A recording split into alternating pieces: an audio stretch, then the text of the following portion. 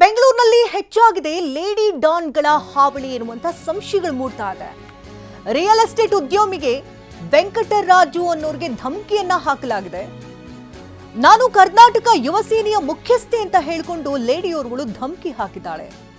ಸಂಗೀತ್ ರಾಮ್ ಎಂಬಾಕೆಯಿಂದ ಬೆದರಿಕೆ ಒಡ್ಡಿದಂತ ಆರೋಪ ಕೇಳಿ ಬರ್ತಾ ಇದ್ದು, ಶಿವಾಜಿನಗರದಲ್ಲಿನ ಜಾಗದ ವಿಚಾರಕ್ಕೆ ಸಂಬಂಧಿಸಿದಂತೆ ಬೆದರಿಕೆಯನ್ನು ಒಡ್ಡಲಾಗಿದೆ. 15ರಿಂದ 20 ಜನರನ್ನ ಸೇರಿಸಿ ಕೊಲೆ ಮಾಡುವ ಬೆದರಿಕೆಯನ್ನು ಹಾಕಿದ್ದಾಳಂತೆ.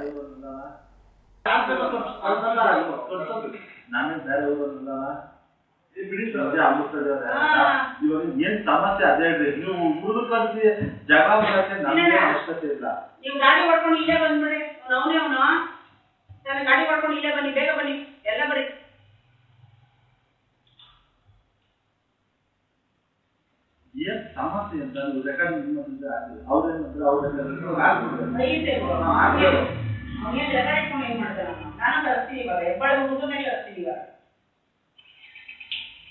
ಇದೇ ಕೊಡಗೇ ಅಮೃತ ಕರ್ತೀನಿ ನಾನು.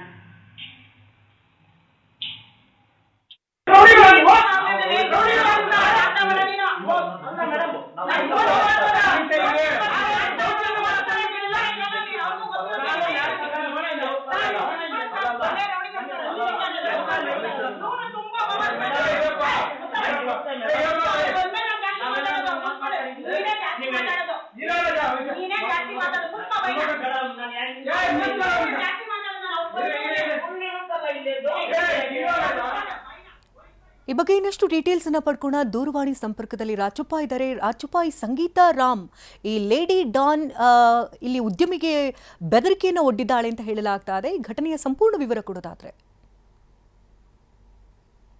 ಶಕುಂತಲಾ, ಅಂದ್ರೆ ಕಳೆದ ವಾರ ನಡೆದಂತಹ ಘಟನೆ ಇದು. ಲೇಡೀಸ್ ಡಾನ್ ರಿಯಲ್ ಎಸ್ಟೇಟ್ ಉದ್ಯಮಿಗೆ ಅವರ ಒಂದು ಕಚೇರಿಗೆ ಹೋಗಿ ಧಮಕಿಯನ್ನು ಹಾಕಿರುವಂತದ್ದು. ಅಂದ್ರೆ ಶಿವಾಜಿನಗರದಲ್ಲಿರುವಂತಹ ಒಂದು ಸೈಟ್ ವಿಚಾರಕ್ಕೆ ಸಂಬಂಧಪಟ್ಟಂತೆ ಈ ಉದ್ಯಮಿ ಏನಿದ್ದಾನೆ ವೆಂಕಟರಾಜು ಅಂತ ಹೇಳಿ, ಆತ ಒಂದಿಷ್ಟು ರಿಜಿಸ್ಟರ್ ಅಗ್ರಿಮೆಂಟ್ ಅನ್ನ ಮಾಡ್ಕೊಂಡಿರ್ತಾನೆ.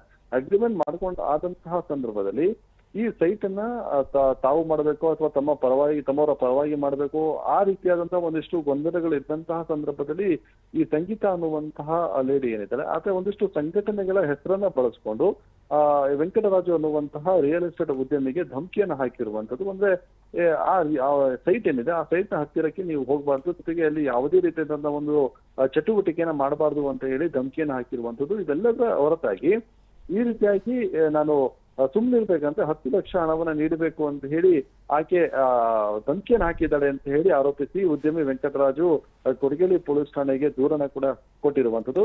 ಪ್ರಕರಣ ದಾಖಲು ಮಾಡ್ಕೊಂಡಿರುವಂತಹ ಪೊಲೀಸರು ತನಿಖೆಯನ್ನು ಸದ್ಯಕ್ಕೆ ನಡೆಸ್ತಾ ಇದ್ದಾರೆ. ಅಂದ್ರೆ FIR ಆದ ತಕ್ಷಣ ಪೊಲೀಸರು ಯಾಕೆ ಇಂತಹ ಕೇಸ್ಗಳನ್ನ ಸೀರಿಯಸ್ ಆಗಿ ತಗೊಳ್ಳೋದಿಲ್ಲ ಅನ್ನುವಂತಹ ಒಂದಿಷ್ಟು ಅನುಮಾನಗಳು ಕೂಡ ಸದ್ಯಕ್ಕೆ ಮೂಡ್ತಾ ಇರುವಂತದ್ದು. ಯಾವಾಗ ಮಾಧ್ಯಮಗಳಲ್ಲಿ ಸುದ್ದಿ ಬಿತ್ತರಾಗುತ್ತೆ ಅದಾದ ಬಳಿಕವಾಗಿ ಆಕ್ಟಿವ್ ಆಗ್ತಾರೆ ಹೊರತು ಆ ಲೇಡಿಯನ್ನ ಕರ್ಕೊಂಡ್ ಬಂದು ವಿಚಾರಣೆ ಮಾಡೋದಾಗಿರ್ಬೋದು, ಈ ಹಿನ್ನೆಲೆ ಏನಿದೆ ಅನ್ನೋದನ್ನ ತಿಳ್ಕೊಳ್ಳೋದಾಗಿರ್ಬೋದು, ಇದ್ಯಾವುದು ಕೂಡ ಮಾಡಿಲ್ಲ ಅನ್ನುವಂತ ಆರೋಪಗಳು ಕೂಡ ಸದ್ಯಕ್ಕೆ ಕೇಳಿ ಬರ್ತಾ ಇರುವಂತದ್ದು. ಅಂದ್ರೆ ಒಂದಿಷ್ಟು ಸಂಘಟನೆಗಳ ಹೆಸರನ್ನ ಹೇಳ್ಕೊಂಡು ಈ ರೀತಿಯಾಗಿ ಎಕ್ಸ್ಟ್ರಾಷನ್ ಮಾಡೋದು ಎಷ್ಟರ ಮಟ್ಟಿಗೆ ಸರಿ ಅನ್ನೋದು ಸದ್ಯಕ್ಕೆ ಇರುವಂತಹ ಪ್ರಶ್ನೆ. ಅಂದ್ರೆ ಸಾಮಾಜಿಕವಾಗಿ ಯಾರು ನೊಂದಿರ್ತಾರೆ ಅವರಿಗೆ ನ್ಯಾಯ ಕೊಡಿಸೋದು ಬಿಟ್ಟು ಈ ರೀತಿಯಾಗಿ ಹಣಕ್ಕೋಸ್ಕರ ಧಮಕಿ ಹಾಕಿದ್ರ ಅನ್ನುವಂತ ಒಂದಿಷ್ಟು ಅನುಮಾನಗಳು ಕೂಡ ಸದ್ಯಕ್ಕೆ ಮೂಡ್ತಾ ಇರುವಂತದ್ದು. ಶಕುಂತಲಾ, ಧನ್ಯವಾದ ರಾಚಪ್ಪ ತಮ್ಮೆಲ್ಲ ಡೀಟೇಲ್ಸ್ಗಾಗಿ.